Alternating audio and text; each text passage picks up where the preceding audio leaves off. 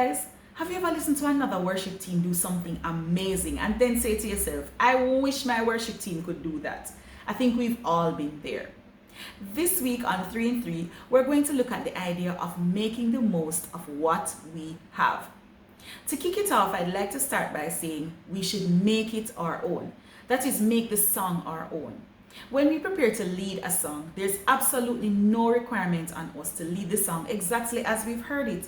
In fact, we don't need to. Why? Because there are some unique qualities about our voice and the voice of the persons that we lead. So we need to embrace those things. And remember, God made us different for a reason.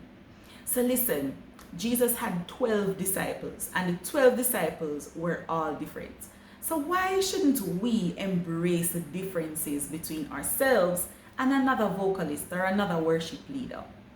You see, I believe that God has called us to be disciplined and diligent, but not a duplicate.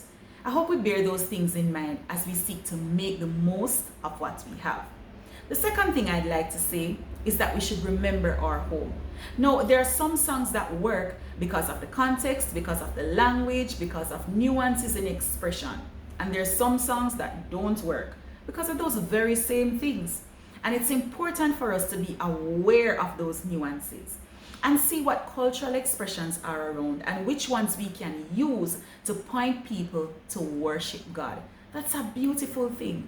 God knows why we were born into the culture that we were born in, or why we are serving in the culture that we are currently serving in.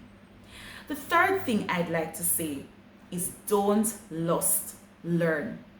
So many times we are caught up and hung up on lusting after what somebody else has, whether it's the voices, the instruments, the people that they use, whatever it is.